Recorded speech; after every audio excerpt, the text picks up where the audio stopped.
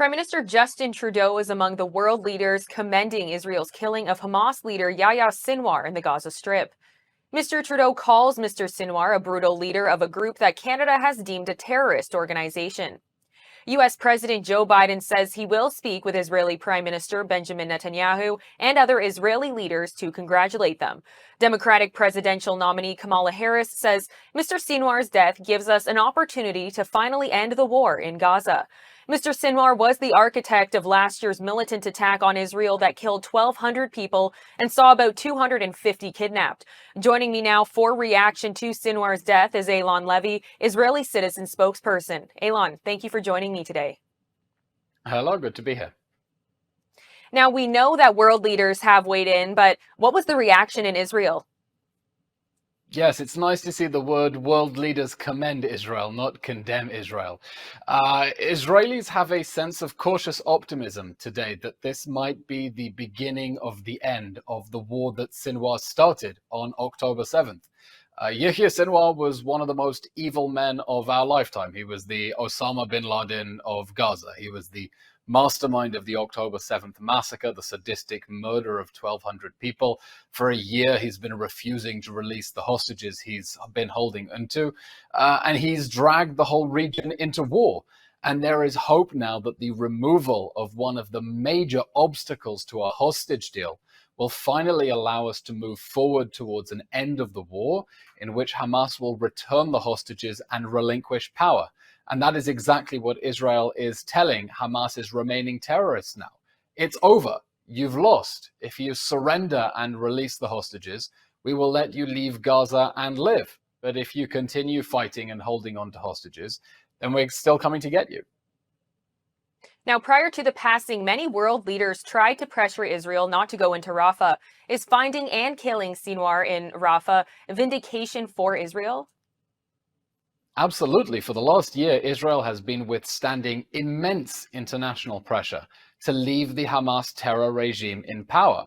But there is a sense in Israel that this war is existential, that we cannot go back to the world that existed on October 6th, 2023, with terrorist regimes, Iranian proxy armies living on our borders.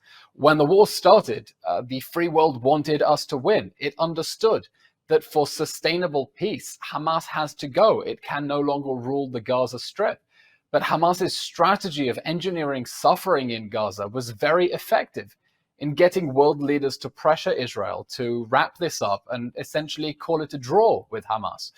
Israel withstood that pressure, and it's a good thing it did, because if Israel had taken world leaders' advice, many of the hostages who are free would still be hostages, and Mr. Sinwar would still be a free man. Now, on the topic of hostages, what happens now with Sinwar's death? In your view, does it make it easier for Israel to have those hostages returned? I can tell you the hostage families are hopeful that this will create an opportunity for the hostages to be released. They're calling Sinwar's elimination the removal of the last major obstacle to a hostage deal. Sinwar was an extremist even by Hamas's terms. He abducted the hostages. He didn't want to release them.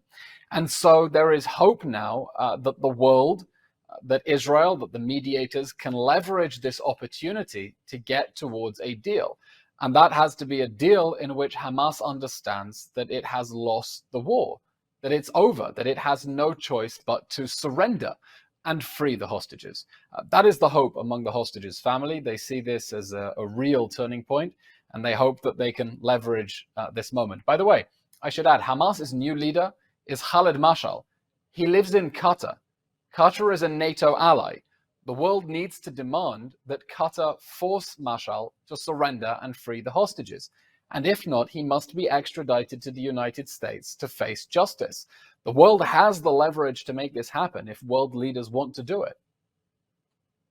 Now, we do just have under a minute, but Prime Minister Netanyahu has offered safe passage for anyone who lays down their guns. What do you make of that offer? That it is a nasty but probably necessary compromise. We want to get the hostages out. And so Israel is offering the people who are holding them an amnesty, saying, if you get them out, then we'll let you go. because our goal is to get the hostages out and to prevent any future hostage crisis, any return to October 7th. So that would be a very bitter pill to swallow. But if terrorists walk out with their hands above their heads, put their weapons down, and give us back the hostages, well, that's exactly what we've been fighting for the last year to try to achieve. Eylon, thank you so much for the time today. My pleasure. Thank you.